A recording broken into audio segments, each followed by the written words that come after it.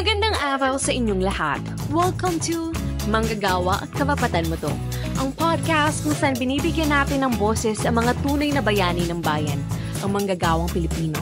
I'm Marcel and with me today are CJ, a labor rights advocate. Mabuhay sa lahat ng manggagawa. Tuloy ang laban. Claire, a factory worker.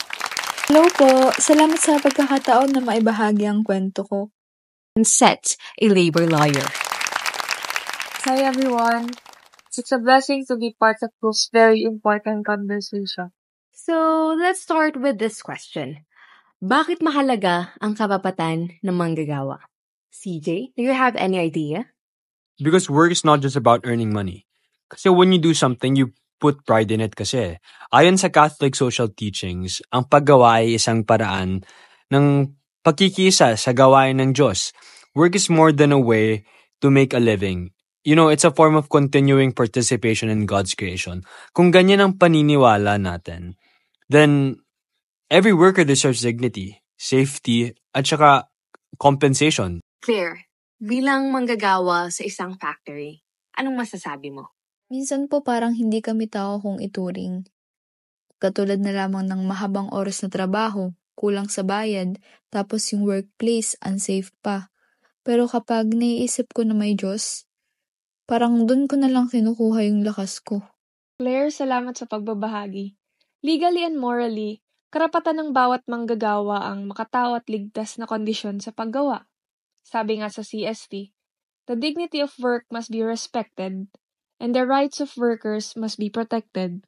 Okay, so sunod naman, let's talk about fair wages. Seth, what does the law and the CST say about it? Under the labor code, required ang employers na magbayad ng minimum wage, overtime at holiday pay. Pero sa Catholic social thought, ang tamang sahod ay hindi lang kung ano ang legal, kundi kung ano ang makatarungan. Ito ang tinatawag na just wage, sapat para sa isang pamilya na mamuhay ng may dignidad. And that aligns with the CST principle of option for the poor and vulnerable. You know, the church teaches us that the economy must serve people, not the other way around. Kaya ang sahod, hindi lang yan budget issue kundi moral issue yan. Tama po yan, kasi kahit minimum wage, kulang pa rin eh. Parang hindi na makatao talaga. That's why I truly believe in worker representation. Participation is a basic tenet of Catholic social teaching. Dapat involved yung workers sa mga desisyong may epekto sa kanila. Claire, nabanggit mo kanina na may mga unsafe conditions sa inyong trabaho. Pwede mo bang i-share sa amin kung ano-ano ang mga to? Oo naman po. Katulad na lang po ng mga chemical leak sa amin. Wala po kaming training, wala pong first aid. Nagtutulungan lang po kami ng mga katrabaho ko para po masolusyonan po yung mga ganong problema. At ang malala pa po nito, wala pong ginagawa yung management namin. Well, that's unacceptable. Under our laws and even morally, every person has the right to life and bodily integrity. Sabi nga sa CST, work should not threaten health or life. It should contribute to the common good, di ba? You know what I realized? Unsafe workplaces violate not just the law, but the value of human dignity. You know, someone's dignity kasi, you can just disregard that for a moment para lang may kita ka. Kaya mahalaga ang role ng community, no? CST, tinuturo ang call to community and participation. Dapat sama-samang kumikilos para sa kabutihang panlahat. CJ, how important is solidarity among workers naman? It's everything.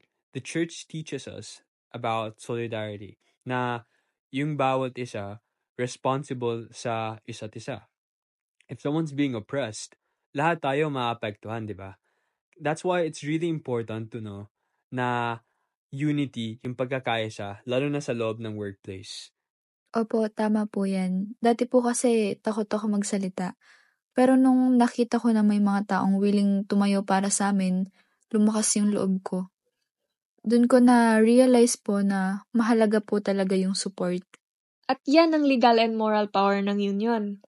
The right to organize is both protected by law and supported by Catholic social teaching.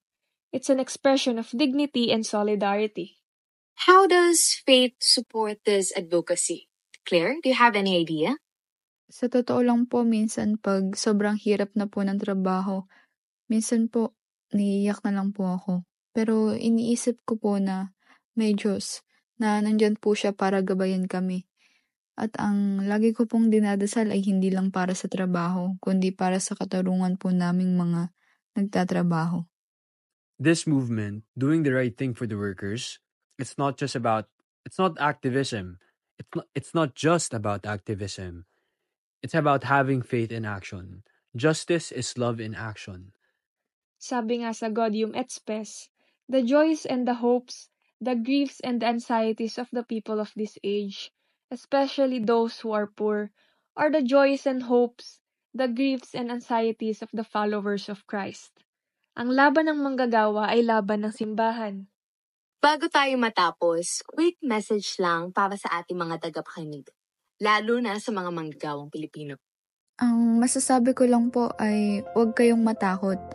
May halaga ang bawat boses, may Diyos, may batas, at may kapwang manggagawang handang lumaban kasama nyo. Movement should be consistent. Tuloy lang. Ang karapatan, you don't wait for that, you fight for it. And sa paninindigan, may pananampalataya. Alamin ng batas, alamin ng aral ng simbahan.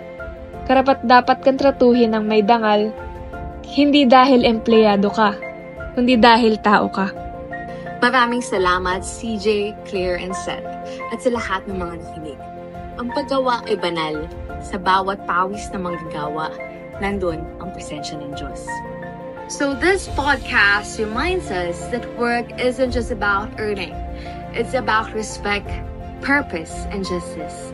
Every worker deserves fair pay and safe conditions because their dignity matters, na naka-align sa Catholic social teaching na the dignity of work and the rights of workers. So lagi nating ipaalala sa ating sarili na ipaglaban ang karapatan, isulong ang katarungan, sama-sama para sa manggagawa. Hanggang sa susunod episode ng Manggagawa, Karapatan Mo To. Isang podcast para sa dignidad, katarungan at pananampalataya. Ako si Rizel, sama-sama para sa manggagawa.